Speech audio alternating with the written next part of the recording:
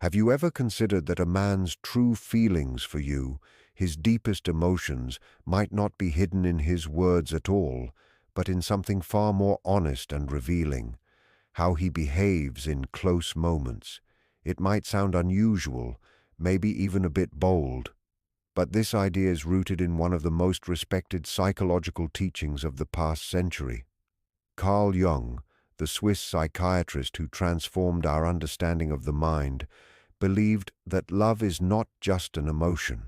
It's a force, unconscious, instinctive, and raw, that expresses itself in moments of true vulnerability. In other words, the reality of how a man feels about you isn't always something he can put into words, but it can often be seen, especially in those quiet, unguarded moments. That's why today we'll explore 4 unconscious behaviors that, according to Jungian psychology, reveal not just desire but genuine devotion. These aren't mere habits or strategies.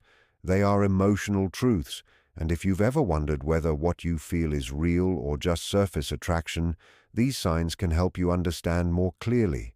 The first, and perhaps the most profound, is deep eye contact during intimacy. At first, it may seem simple, even obvious. But what really occurs when a man can't stop looking at you in those intimate moments? When his gaze lingers longer than it needs to, not out of desire, but out of something quieter and deeper? Jung once said, "The eyes are the windows to the soul." This isn't just a poetic idea. In the unconscious mind, the gaze is a direct signal of truth. Words can mislead, actions can pretend, but the eyes, they reveal the self. A man who is truly connected might not even notice how long he's looking at you. He doesn't plan it or force it. It simply happens naturally. And in that instant, he's not only seeing you, he's showing you his own emotional truth, his need for closeness, his trust, and his openness. I used to believe that long eye contact during intimate moments was just part of passion or ego, maybe even a sign of visual attraction. But that's no longer the case. When a man keeps his gaze fixed on you while he's most exposed, it's not about what he sees. It's about allowing himself to be seen. Through his eyes, he communicates, "This is me. I have nothing to hide." Whether he realizes it or not, that is a quiet yet powerful expression of care. But it's important not to over-romanticize it. Not every intense stare signifies love. That's why this sign should be understood alongside what Jung called the anima, the inner feminine aspect of the male psyche. When a man is awakened, he doesn't seek control or dominance.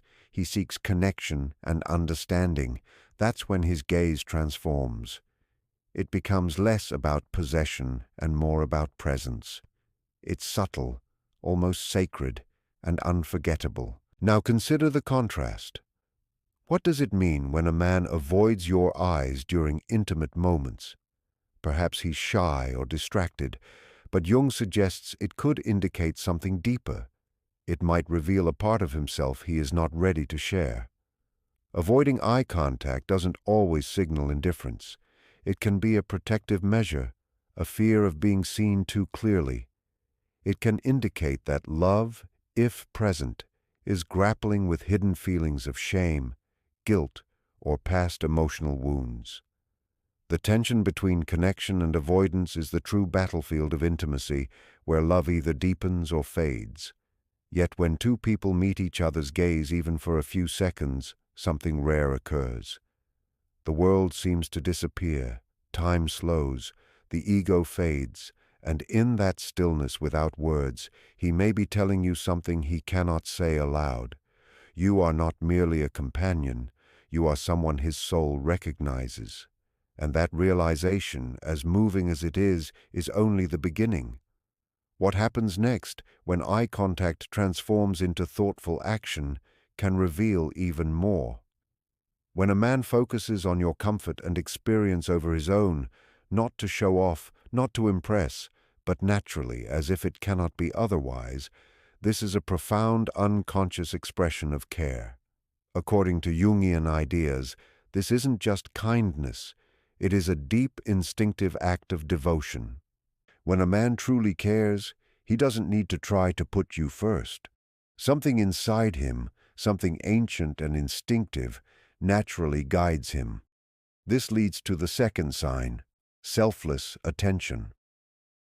In intimate moments, Jung spoke about the sacred union, the merging of opposites, masculine and feminine, body and soul, mind and emotion.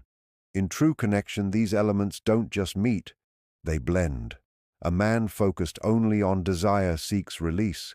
A man connected through care seeks unity.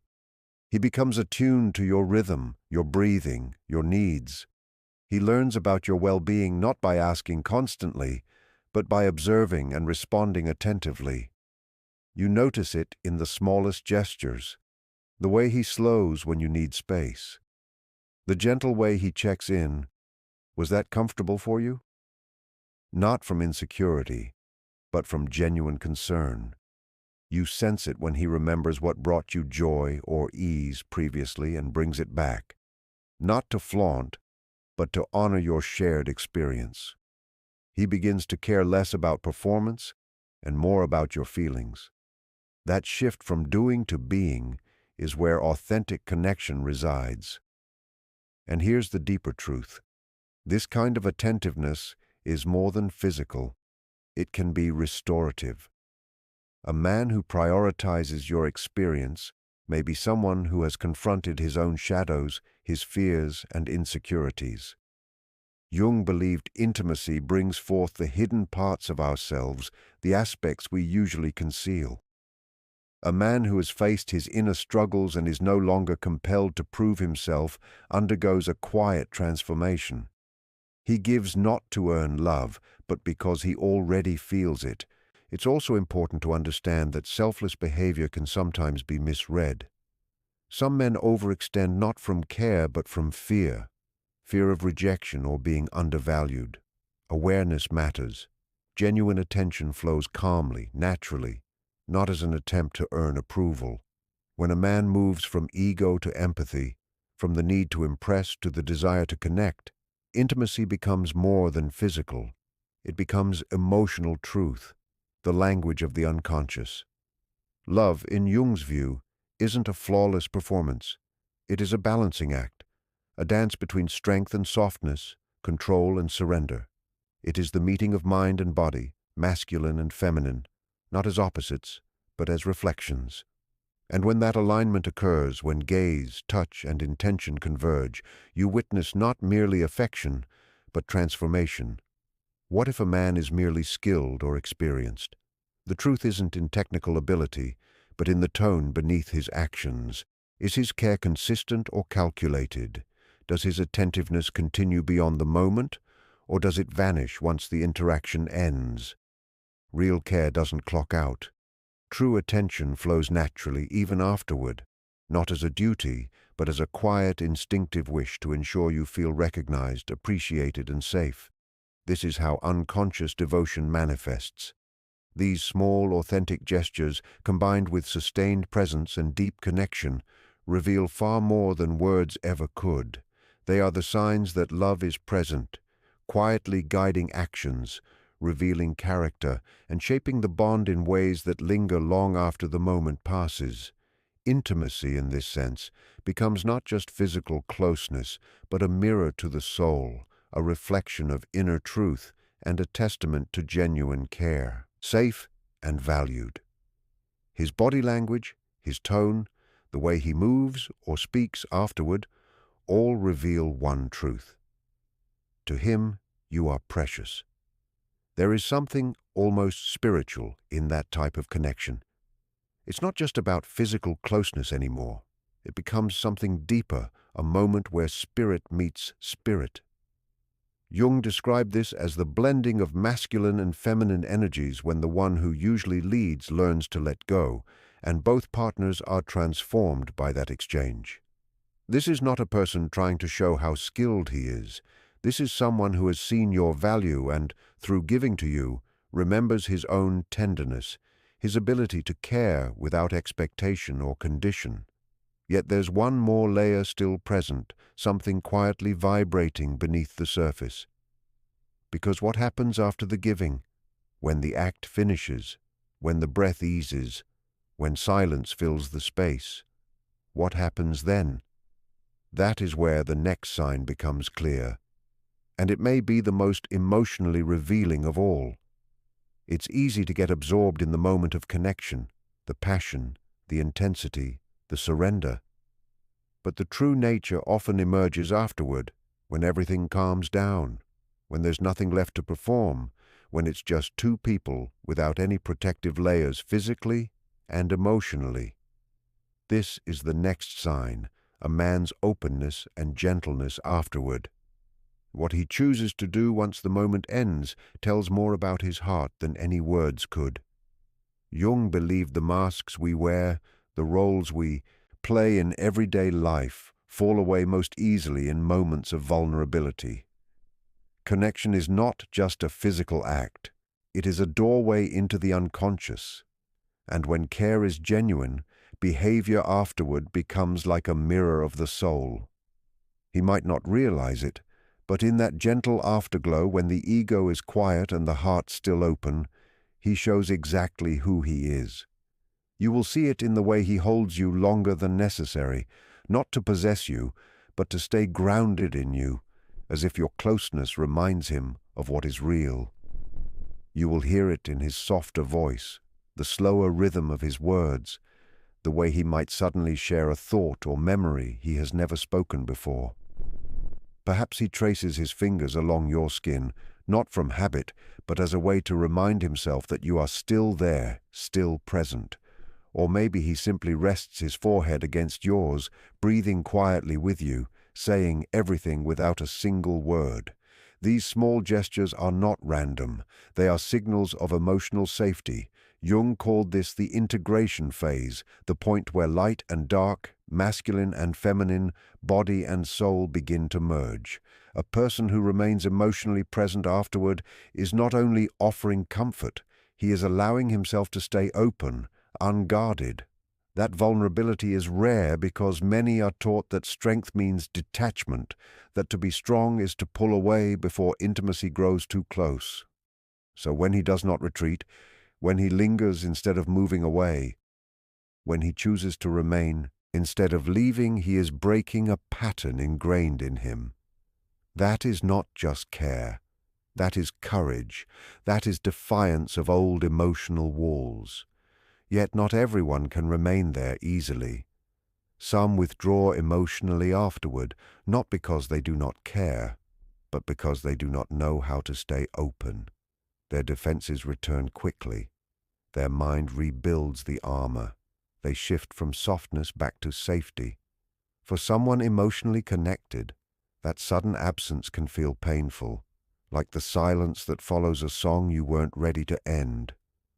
That is why when someone remains present, when they stay in the quiet, it is powerful. It means they are not only physically there, but emotionally choosing to stay.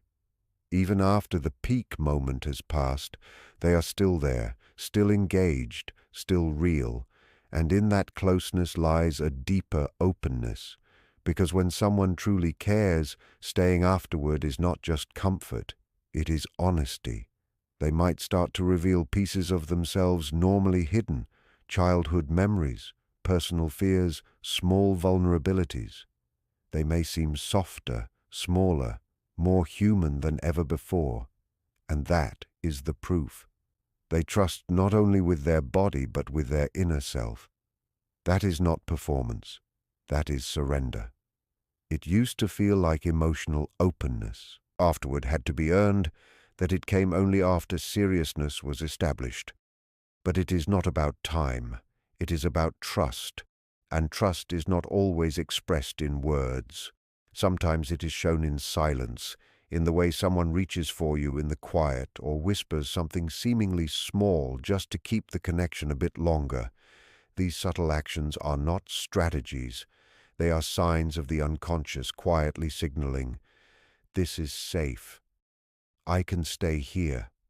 But the body has its own language too, a rhythm, a movement, a pattern beyond conscious control. When care is authentic, that rhythm does not end with a moment of closeness.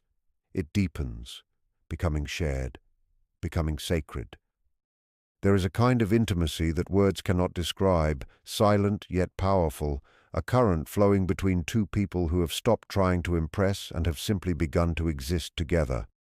When care is true, when connection runs deeper than reason, it is not loud, it is not forced, it simply is. This final sign is the hardest to describe, yet the easiest to feel: synchronized movement and unconscious resonance. You do not plan to breathe together. You do not think about adjusting position. You do not plan the rhythm or moments of stillness. They naturally align.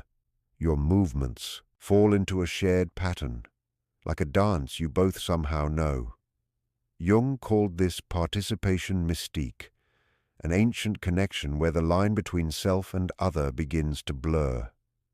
When someone is deeply bonded, even the nervous system aligns. Breathing, heartbeat, movement all begin to match naturally, without effort. And this is not just poetic, it is biological. It occurs when two people reach such a deep level of emotional safety that the body itself joins the exchange. In those moments, it is not about control or giving and taking. It is about unity. It is the wordless truth that for a few seconds, or maybe longer, two people have become one shared experience. Scientists call this limbic synchrony, when inner worlds quietly align. Heartbeats fall into rhythm, small movements reflect one another, energy flows together effortlessly. But the most revealing aspect is not only this physical harmony, it is the profound emotional safety that makes it possible. Such mirroring cannot happen if walls remain up or trust is absent. It only unfolds when both unconscious minds feel safe enough to relax, stop controlling, and simply connect. You notice it in subtle ways: the hand finding your waist at the exact moment you move closer, the breathing shifting into the same gentle rhythm, the silence feeling full rather than empty. Someone who mirrors unconsciously is not copying, they are resonating. Their body responds to yours, a reflection of trust, presence, and deep connection. Yours naturally, without thought.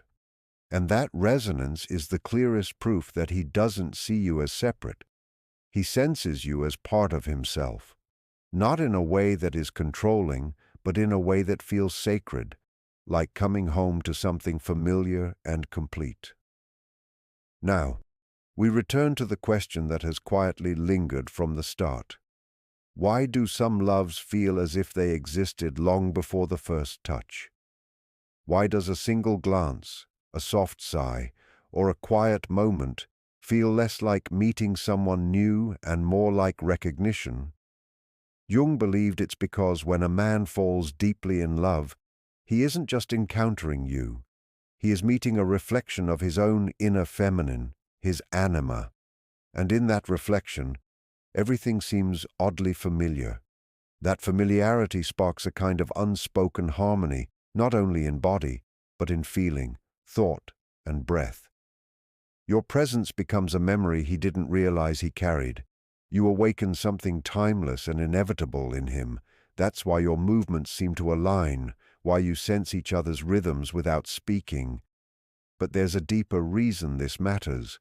Harmony isn't just romantic, it is revealing because it cannot be faked.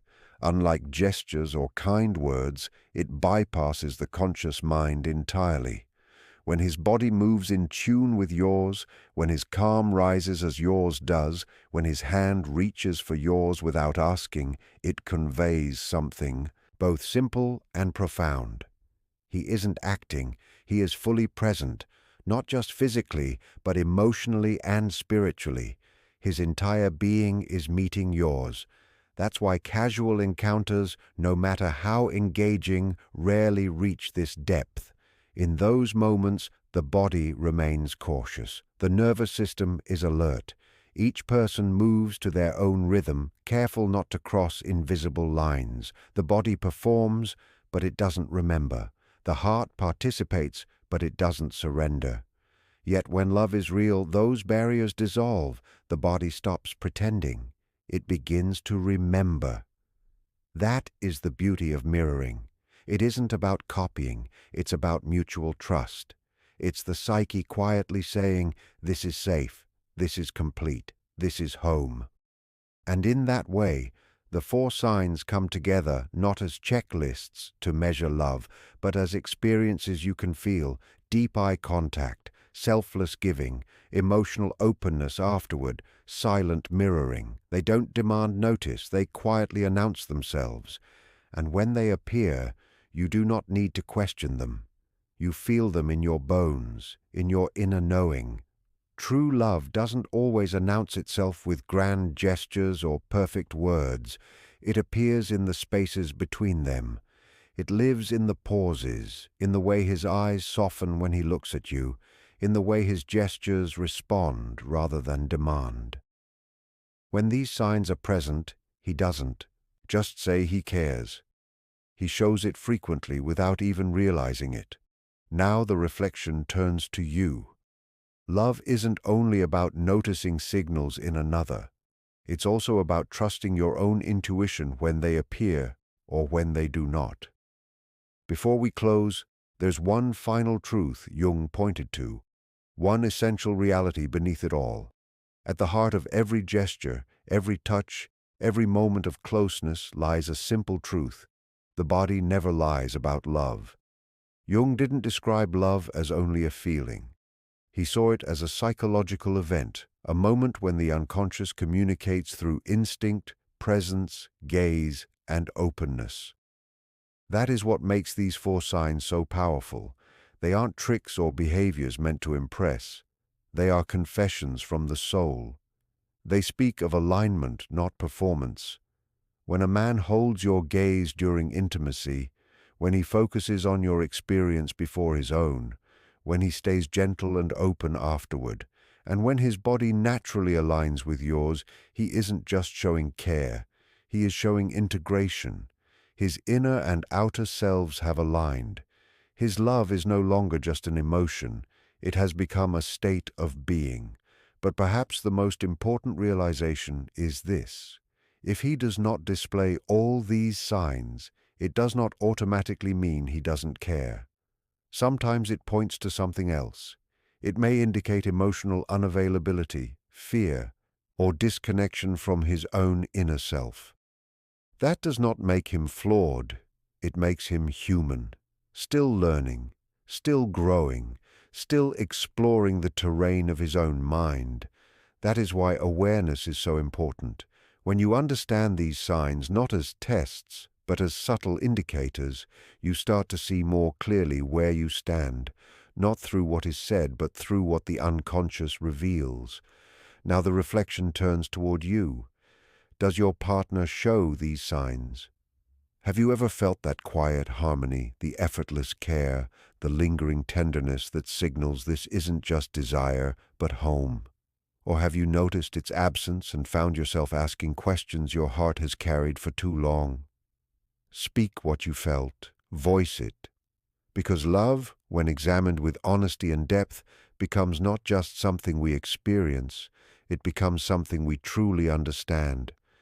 And if this reflection stirred something within you, if it offered clarity or comfort, do not let it fade. Stay present, stay curious, share, explore, keep observing with care, because this is only the beginning. Next, we will turn to the other side of Jung's insight, the shadows, the red flags and hidden psychological patterns that reveal when a connection feels deep but is actually built on illusion, projection, or emotional emptiness. If you want to understand not just what real love feels like, but how to recognize when it is incomplete, keep paying attention. Until then, remember this: the unconscious always communicates. You only need to notice what arises in the silence between words. That is where truth lives. That is where love either grows or quietly fades.